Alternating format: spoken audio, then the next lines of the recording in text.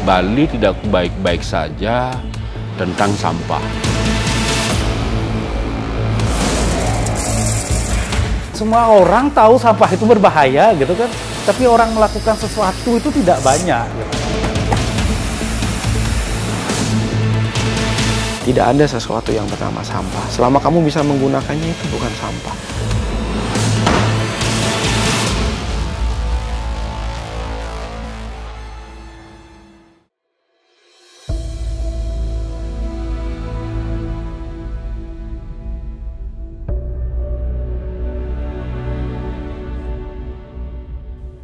Plastik telah menjadi bagian dari peradaban manusia. Benda tahan lama ini dahulu pernah menjadi penyelamat bumi. Ketika isu penebangan pohon akibat tingginya penggunaan kertas marak terjadi, hingga mengancam keberlangsungan alam.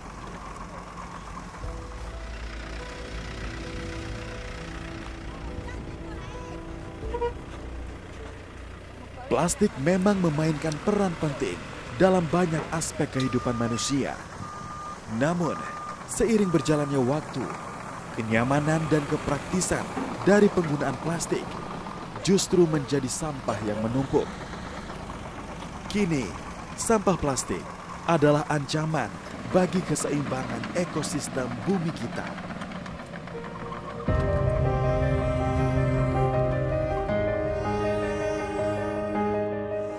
Inilah ironi yang terjadi di Bali. Tingginya popularitas Bali di mata dunia menyebabkan peningkatan konsumsi yang sangat pesat, sekaligus meninggalkan jejak sampah.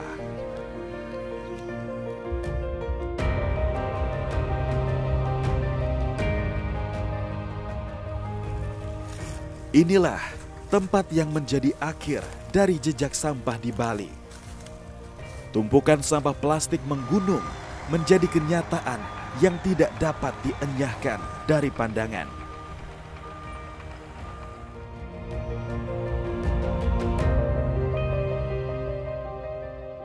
Saya, Putu Eka Darmawan, pengumpul sampah plastik dari Buleleng, Bali.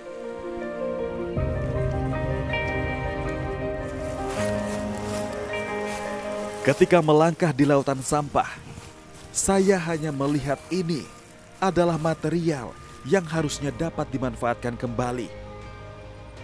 Kebiasaan manusia membuang sampah tanpa memilahnya telah menjadi masalah besar menimpa bumi saat ini.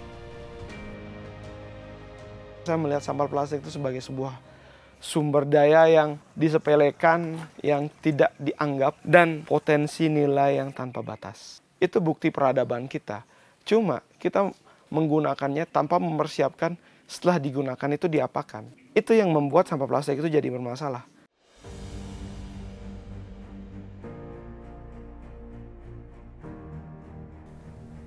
Keinginan mengolah sampah plastik muncul ketika bekerja sebagai barista di kapal pesiar. Berlayar berbulan-bulan di tengah lautan membuka mata saya tentang sistem pengelolaan sampah yang mutlak untuk dilakukan. Kalau di kapal pesiar kan edukasi pemilahan sampah itu mutlak ya. Dan setiap kapalnya itu ngeport gitu, sampahnya itu diapain itu jelas. Itu sebuah hal yang tidak mungkin dilakukan kalau tidak ada timbal balik ekonomi menurut saya. Eka Darmawan ini sejak di kapal dia sudah berpikir untuk melakukan hal yang berbeda gitu. Karena berhari-hari di tengah laut kan kapal itu pasti punya pengelolaan sampah yang cukup canggih, modern. Dan dia belajar itu di situ gitu kan. Seorang pengusaha pasti punya keinginan untuk mendapat keuntungan yang besar gitu. Tapi bukan itu sebenarnya tujuan utama dari dia gitu. Tujuan utamanya itu adalah bagaimana dia memenuhi ambisi, obsesinya dia untuk ikut melakukan penanganan sampah.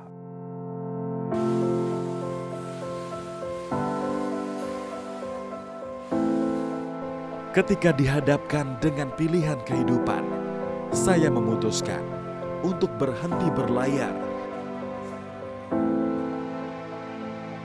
Saya tidak mau kehilangan momen dengan keluarga saya.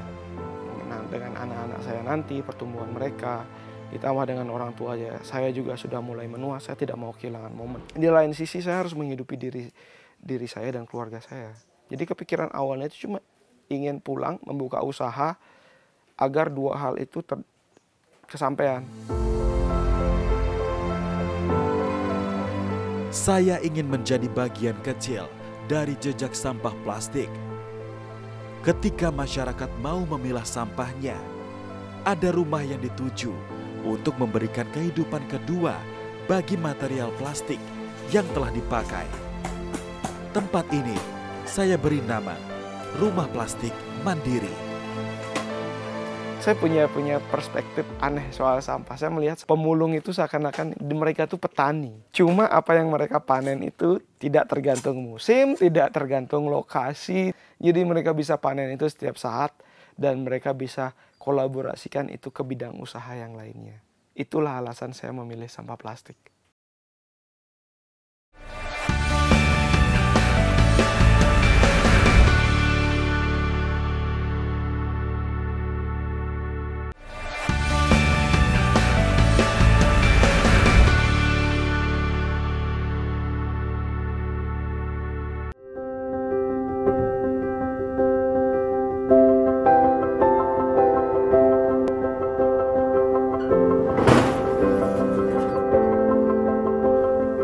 Rumah Plastik berdiri tahun 2016 silam.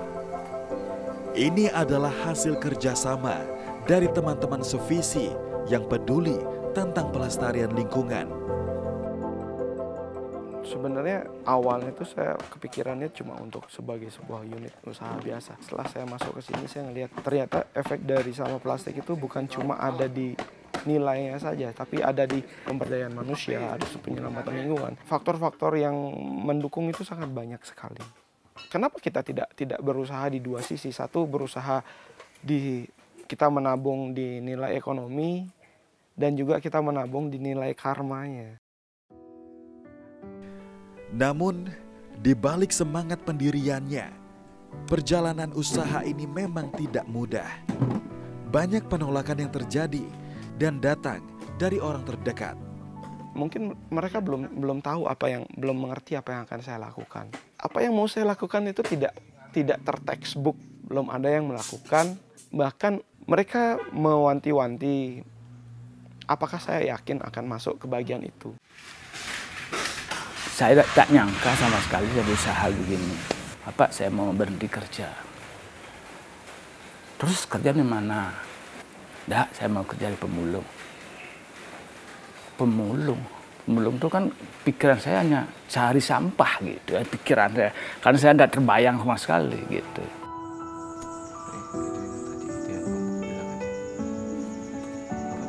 Pastilah ada keraguan di awal ya. Kita belum terlalu familiar dengan pekerjaan jenis seperti ini.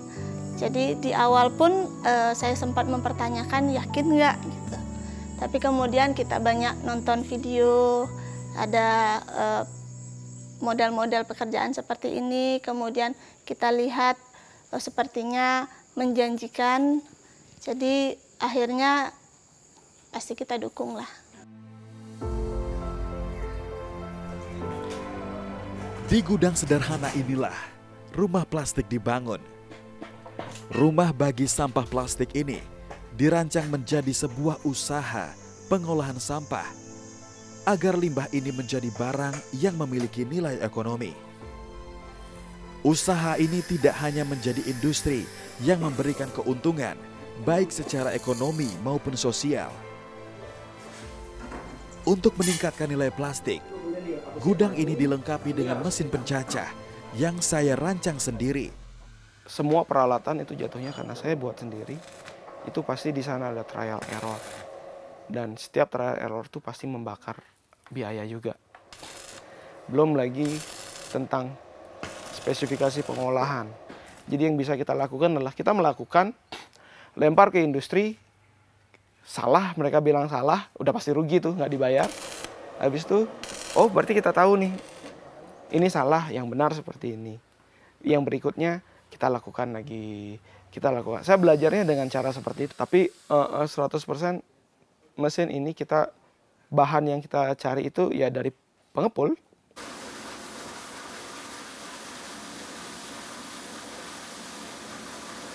Biji plastik inilah yang menjadi produk pertama kami di Rumah Plastik.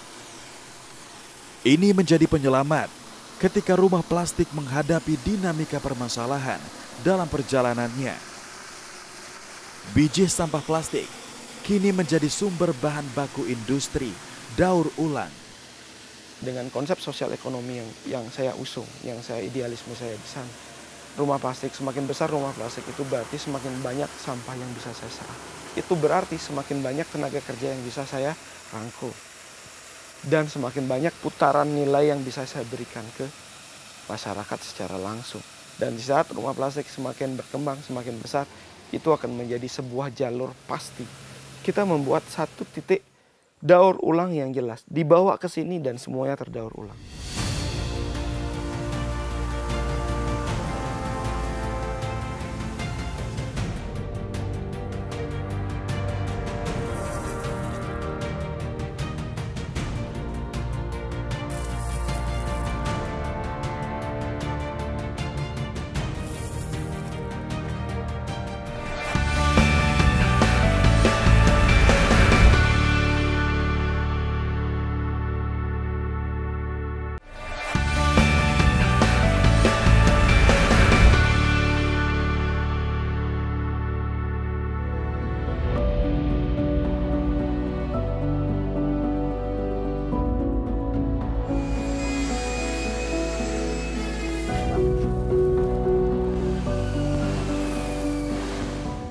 Tiga tahun setelah menjalani usaha dengan menjual cacahan sampah, saya mencoba mengembangkan cacahan sampah jenis HD menjadi sebuah papan berbahan plastik. Pembuktian usaha yang keras akhirnya berhasil mendapatkan dukungan. Kini Bapak menjadi pilar sandaran dalam usaha ini.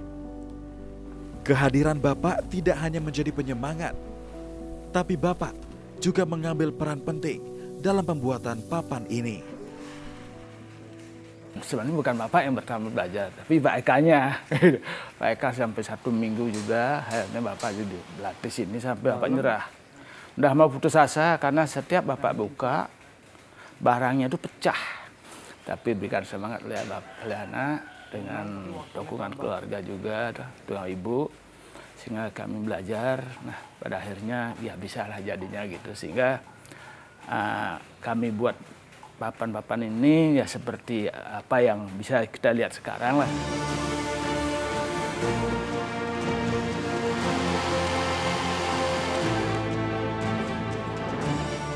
Kehadiran papan dari sampah plastik menjadi jalan pembuka bagi kami untuk terus berkreasi. Papan daur ulang ini kami rubah menjadi produk furniture kekinian yang melengkapi dekorasi rumah. Ini adalah cerminan tentang jejak sampah plastik yang seharusnya bisa diolah menjadi produk bernilai ekonomi.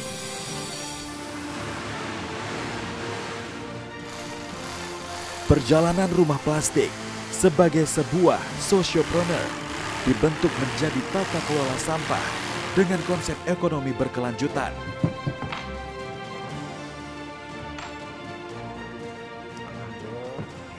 Ini adalah salah satu produk yang kami buat dari sisa bahan pengolahan kami. Jadi setelah penggunaannya dalam bentuk papan, kita serut, kita amplas, sisa dari serutan dan amplasnya itu kita cetak kembali menjadi sebuah papan dan digunakan untuk produk yang berikutnya. Ini adalah sebuah sirkular pengolahan yang kita rancang.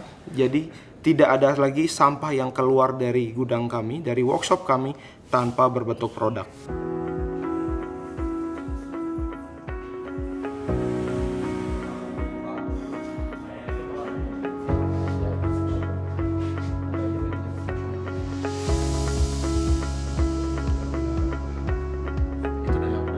Dalam pengembangan produk daur ulang, saya sangat senang bekerja sama dengan anak muda dalam mengembangkan misi penyelamatan bumi ini. Seperti pertemuan saya dengan Mulia. Di era sekarang ini jadi pembeda itu penting. Dan orang-orang spesial saya bilang seperti Beli Eka ini jarang kita temui. Ketika saya bisa ambil isu-isu yang ada di sekitar tentang sampah plastik, saya bisa kemas dengan hal yang bersifat tanda kutip mewah.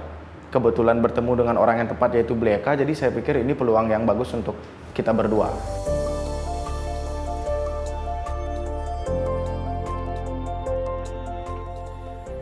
Mulia adalah cerminan anak muda mandiri yang bertekad membuka lapangan pekerjaan untuk warga sekitar. Di coffee shop miliknya, produk kami menemukan rumah. Hal ini seolah menjadi batu loncatan bagi kami untuk mengajak anak muda peduli terhadap sampah plastik dan menggunakan plastik dengan bijak.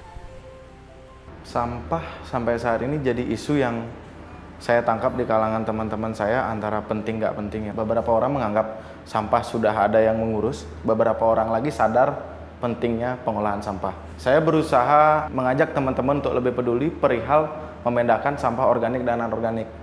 Karena di saat saya berbicara seperti itu, saya bisa menunjukkan langsung kepada teman-teman bahwasanya saya menggunakan produk sampah, jadi akan sangat keren dan mudah ketika kita membagi kedua sampah ini dan menikmati hasil olahannya. Saya harus yakinkan kepada teman-teman, produk ini tidak kalah kuat dengan kayu dan memiliki nilai jual yang jauh lebih tinggi daripada kayu.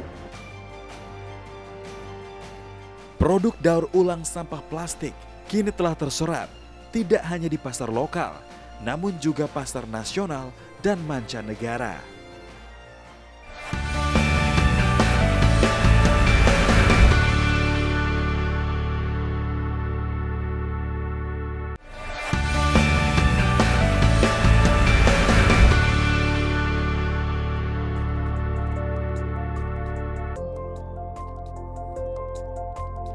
Proses pengolahan sampah plastik tentu saja tidak akan berjalan dengan baik tanpa melibatkan peran masyarakat yang selama ini menjadi sumber keberadaan sampah plastik. Partnership kita itu malah sangat kuat di komunitas. Komunitas lingkungan maupun komunitas yang di luar lingkungan. Mungkin support secara material itu di antara kami tidak terlalu terjadi. Tapi support secara mental dan support secara kolaborasi proyek itu yang selalu kita kuatkan.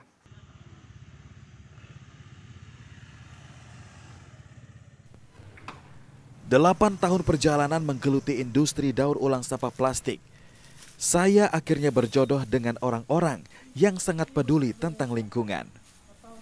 Untuk melancarkan misi ini, dukungan desa menjadi kunci utama dalam pemilahan sampah di tingkat terkecil.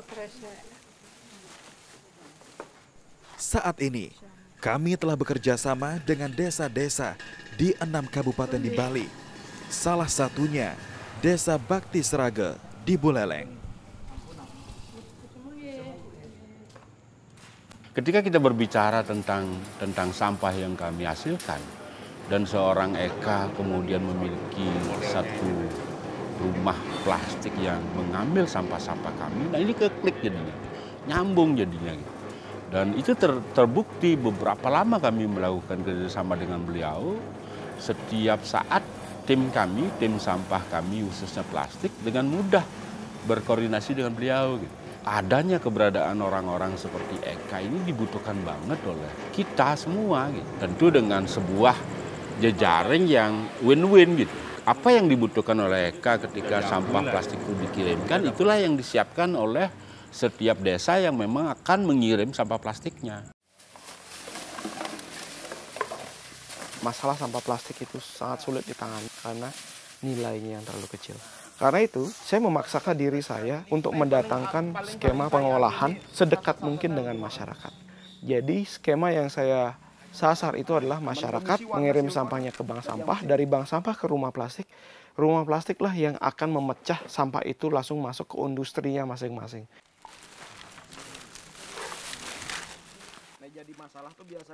Pendekatan kami itu lebih ke pendekatan nilai.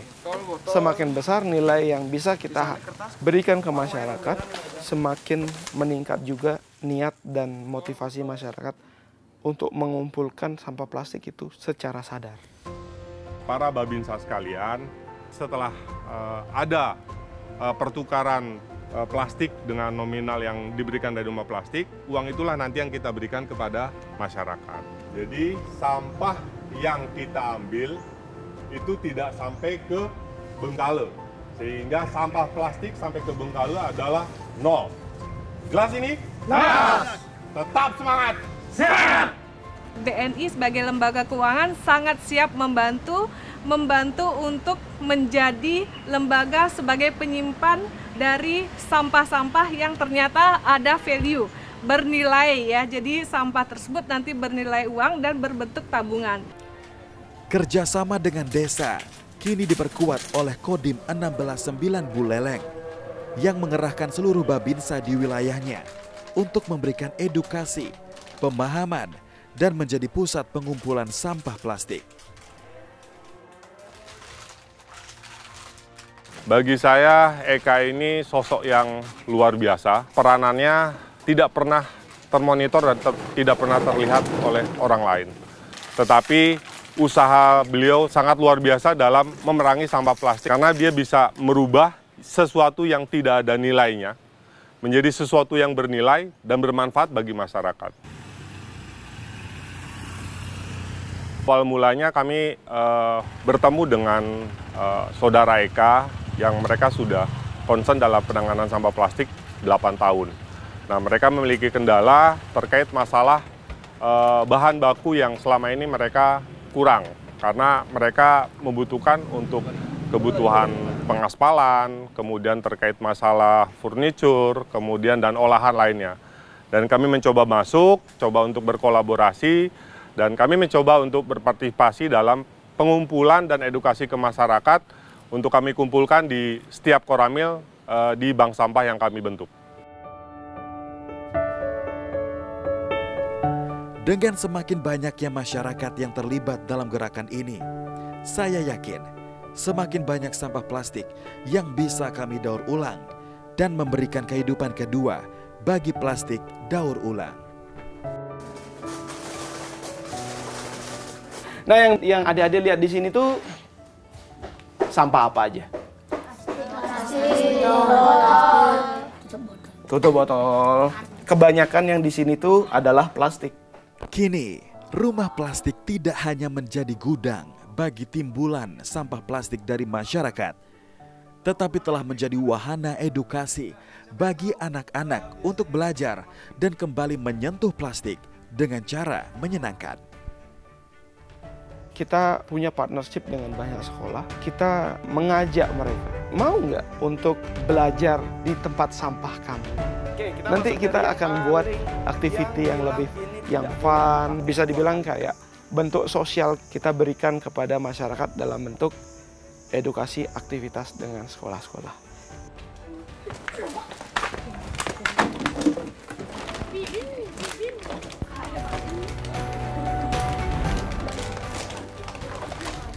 Jadi kami ingin mereka itu tahu bahwa peduli dengan lingkungannya. Mungkin hal kecil yang kalian lakukan itu berdampak sangat besar bagi lingkungan, bagi diri, dan bagi masyarakat sekitar. Karena tadi sempat dijelasin juga kalau sampah plastiknya tuh dibakar, asapnya tuh bisa menimbulkan racun. Belajar mengenai pemilahan sampah, daur ulang, dan jenis-jenis sampah. Mau bikin rumah dari plastik.